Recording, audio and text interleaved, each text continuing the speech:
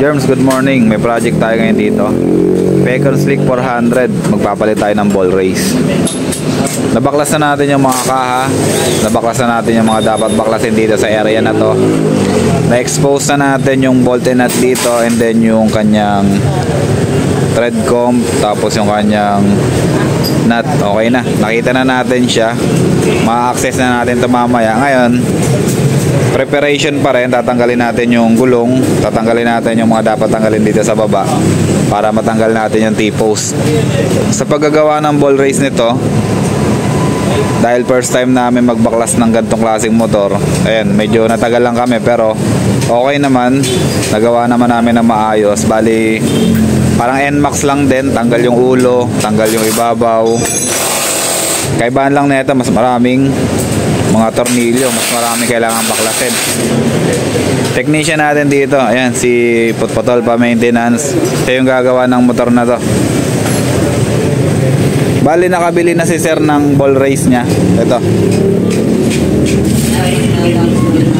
Bali, nakabili na si sir ng ball race niya via online. Ito yung nabili niya, pang Maxi 400. Bristol yata to, or ano, hindi ko sigurado, pero ito daw yung kasukat based dun sa review ng ibang mga naka Slick 400. Ito daw yung compatible sa kanya.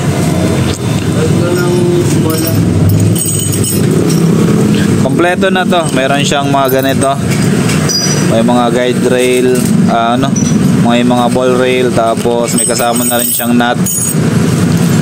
Tapos yung kanyang thread comb dito, nandito na rin. Papalitan na rin siguro na. Yung special tools namin na pang Honda, kasya dito. So yun yung gagamitin natin. Di na tayo magpupukpuk dito. Kasya dito sa ano na to, ito mga slot na to. Yung mga bulitas niya nandito na rin. Siguro dahil sa pagbabiyahe nito, yun, natanggal yung ibang mga bulitas, pero mamaya ibabalik na rin natin yan.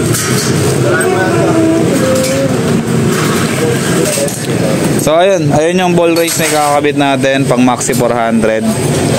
Based sa review ng ibang mga user nito, yun yung compatible sa kanya.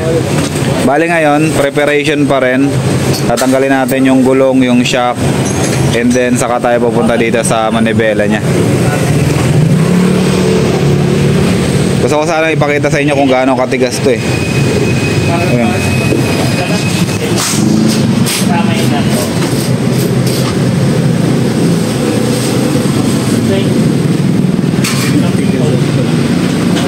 Sobrang tigas ng manibela niya. Actually bagong bago pa tong motor na to eh. Kaya excuse nga saglit. Sobrang bagong bago pa ng motor na to. Pero sobrang tigas ng manibela niya. Nakikita niyo ba? Ayan. Sobrang laban.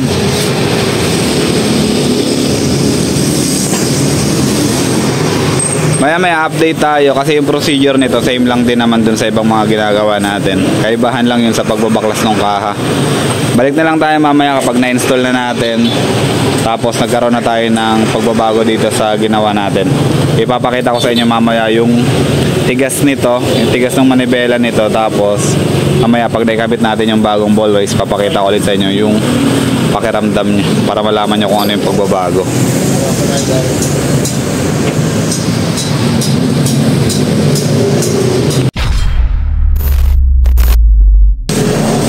Okay Germs, after 6 years natapos na rin tayo sa pag-install natin ng ball race. Marami tayong challenges na napagdaanan dito sa motor na to, dahil nga first time natin magbaklas nitong Pecon Slick 400, and marami tayong mga na-encounter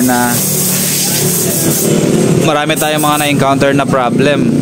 Yeah, for example, ito yung mga tools na kailangan natin dito. Since first time nga natin magbaklas, wala tayong Allen dito. Kailangan natin ng Allen 14 dito. Tapos yung dito sa taas, yung sa may taas ng kanyang shock, kailangan natin tanggalin yung cover para mahugot natin yung shock pababa.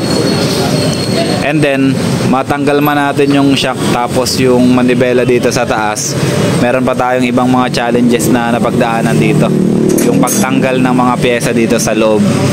Unlike kasi dun sa Honda na mga ginagawa natin, meron tayong pagkakapitan ng clamp natin or yung puller natin para matanggal natin yung ball rail nya. Eto, papakita ko sa inyo yung mga tinanggal natin na pyesa. Eto yung pang ilalim, wala tayong tools na pantanggal nito, kaya ginamit pa rin natin yung classic na pagtanggal natin. Ito yung mga na-extract natin. Yan, puro kalawang na yung mga ball race nya. Yan, dami na. Dami ng kalawang.